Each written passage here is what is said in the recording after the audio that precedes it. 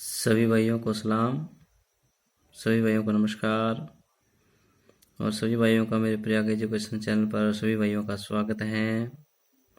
आज मैं इस वीडियो में जो साइकोलॉजी का चौथा चैप्टर है समाजीकरण की प्रक्रिया एंड प्रोसेस ऑफ सोशलाइजेशंस ये डाउनलोड कर रहा हूँ। यदि किसी भाई को ये वीडियो पसंद आए आगे से आगे भेजें और सब्सक्राइब करें। तो हम चौथे चैप्टर में पहले प्रश्न पे चलते हैं। पहला प्रश्न है CBSE द्वारा प्रस्तावित समूह परियोजना गतिविधि देश का सशक्त साधन है, क्या है? उसमें तीसरा है सामाजिक भागीदारिता को सुगम बनाने। उसके बाद दूसरा है नर्सरी कक्षा में शुरुआत करने के लिए कौन सी विषय वस्तु सबसे अच्छी है? तो कौन सी है? जब वो है मेरा परिवार। या नर्सरी कक्षा में शुरुआत करने के लिए कौन सी विषय वस्तु सबसे अच्छी है? वो है मेरा परिवार। उसके बाद में तीसरा क्वेश्चन है शिक्षा के संदर्भ में समाजीकरण से तात्पर्य है। तो चौथा आंसर है सामाजिक वातावरण में अनुकूलन और समायोजन।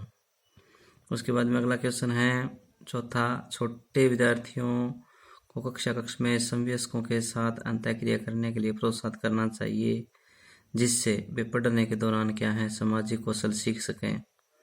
उसके बाद में अगला पांचवा क्वेश्चन है आचार व्यवहार किसका एक सम्मिश्रण है? तो किसका सम्मिश्रण है? ये है यानी महत्वाकांक्षा, उत्सुकता, रुचि और आशावाद, निश्चयता और स्वयं नियंत्रण, और इनमें से कोई नहीं। तो इनमें से कोई नहीं है। निम्न छठा है निम्न में से कौन सा बच्चे की सामाजिक मनोवैज्ञानिक आवश्यकताओं के साथ समृद्ध नहीं है? तो कौन सा है? तीसरा, शरीर से अवशिष्ट पदार्थों का नियमित रूप से बाहर निकालना।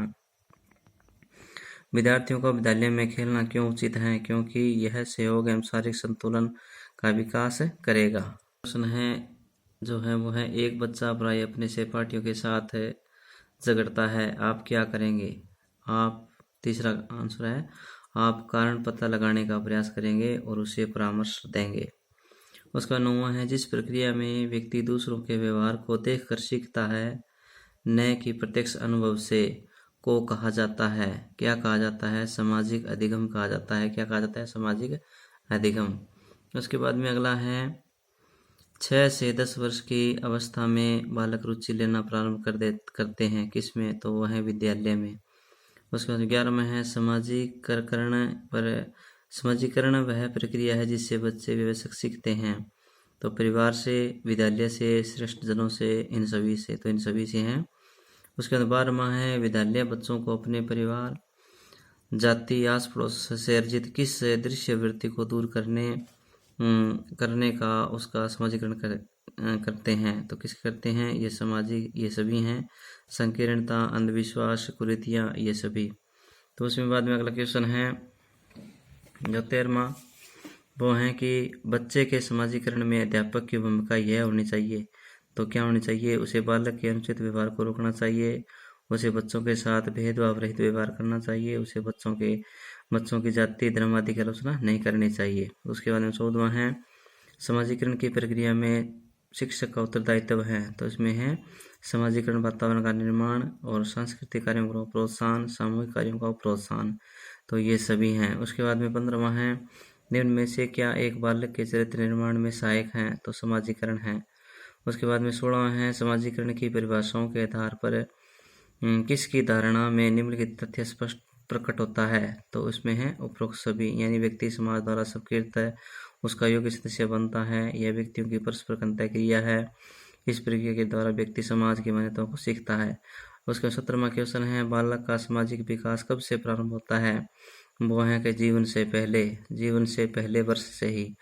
और 18वां है बच्चे में समाजीकरण होती है। तो इसमें है सभी, उसमें है सभी। 19वां है कि विद्यालय का बालक के विकास पर क्या प्रभाव पड़ता है? तो क्या प्रभाव पड़ता है? तो उसमें है बालक के शारीरिक, मानसिक, सामाजिक, सांस्कृतिक और चारित्रिक विकास पर प्रभाव पड़ता है, और बालक के व्यावसायिक विचारों पर प्रभाव पड़ता है, बालक के राजनीतिक विचारों पर प्रभाव पड़ता है, उपरोक्त सभी। उसके बाद 20वां क्वेश्चन है मुख्यतः वे विद्यालय बालकों के समाजीकरण में असफल रहते हैं जो क्या है धर्म विशेष के आधार पर क्या है संचालित हैं। जाति विशेष के आधार पर संचालित हैं, भाषा विशेष के शिक्षण पर जोर देते हैं। तो ये सभी, तो उसके में आंसर है ये सभी। उसके बाद क्या 21वां है, बालक के सामाजिक विकास में सबसे महत्वपूर्ण है, तो क्या है, वो है वातावरण। सामाजिक विकास में सबसे ज़्यादा है वो है वातावरण। उसके बाद में है 22वां, किसी विद्यालय में प्रजातांत्रिक मूल्यों के संरक्षण की कसौटी होगी, तो उसमें क्या कसौटी होगी, छात्रों की अभियोग्यता एवं रुचियों का विकास, छात्रों के ज्ञान संबंधी आवश्यकताओं की संतुष्टि, छात्रों के सामाजिक विकास की पूर्ति, उपरोक्त सभी। उसके बाद में 23वां जो क्वेश्चन है, पास पड़ोस व मित्र बालक के समाजीकरण में किस प्रकार सहायक होते हैं, तो उसमें किस प्रकार होते हैं, बालकों को अपने व्यवहार से प्रभावित कर। उसके बाद 24वां है, विद्यालय समाजीकरण के क्षेत्र में न केवल उसका अभिकरण है अपितु वह समाज की सांस्कृतिक प्रगति का है, तो उसमें है संरक्षण भी है, संरक्षक भी। 25वां, अध्यापक समाज का मार्गदर्शक है, इस कारण से उसे सजग करने की आवश्यकता है, तो उसमें पहला आंसर है सामाजिक आडंबरों के प्रति। 26वां है, समाज द्वारा विद्यालयों की स्थापना की गई है, तो क्या की गई है। तीसरा है, नई पीढ़ी के लोगों में समाजीकरण की प्रक्रिया को तेज बनाने के लिए, नई पीढ़ी के लोगों को समाजीकरण प्रक्रिया को तेज बनाने के लिए। उसके बाद में है 27वां है, विद्यालयों में खेल कूद कार्यों पर व्यवस्थित किए गए समय के विषय में आपका क्या मानना है, तो इसमें क्या मानना है, यह समय का सदुपयोग है क्योंकि बच्चों में समाजीकरण की भावना पैदा करता है। 28वां है, बालकों को सामाजिक व्यवहार की शिक्षा देने में सर्वश्रेष्ठ माध्यम है, तो वो है विद्यालय में सामाजिक और सांस्कृतिक गतिविधियाँ। 29वां क्वेश्चन है, बालक के समाजीकरण हेतु शिक्षा का कार्य है, तो है शिक्षक व बालकों में सहयोग विकसित करना, संस्कृति के हस्तांतरण, वैज्ञानिकों व तकनीकी प्रगति से अवगत कराना, ये सभी। 30वां है, भाषा समाजीकरण का महत्वपूर्ण तत्व है क्योंकि बालक क्या है, भाषा के बिना भी संकेतों से दूसरों से व्यवहार करता है, भाषा पर अधिकार पाने के बाद ही सामाजिक बनता है और विचार प्रकट करने व विचारों को ग्रहण करने में भाषा का ज्ञान सहायक है, उपरोक्त सभी। 31वां है कि बालक के समाजीकरण में निम्न में से कौन सा कारक बाधक है, तो कौन सा है, बालक के समाजीकरण में निम्न में से कौन सा कारक बाधक है, यानी माता पिता का प्यार न मिलना, माता पिता का पक्षपात व्यवहार होना, अनुचित दंड एवं असुरक्षा, या ये सभी, तो ये सभी है। उसके बाद 32वां है, परिवार में बालक का समाजीकरण बालक की किस प्रवृत्ति के कारण संभव है, तो वह अनुकरण के द्वारा।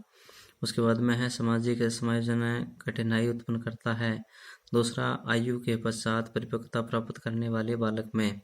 उसके बाद में अगला क्वेश्चन है, अध्यापकों की सामाजिक मूल्यों के प्रति जागरूकता क्यों होना चाहिए कि जिससे वह समाज की धरोहर को जीवित रख सके। 35वां है, प्रतिद्वंदात्मक समाजीकरण की अवस्था कहा जाता है, क्या कहा जाता है, तो वो है बाल्यावस्था को, किसको, बाल्यावस्था को। उसके बाद में है जो क्वेश्चन समाजीकरण, उसके बाद में 36वां क्वेश्चन है कि समाजीकरण है, समाजीकरण क्या है, वो है समाज के मानदंडों के साथ अनुकूलन, क्या है, समाज के मानदंडों का अनुकूलन।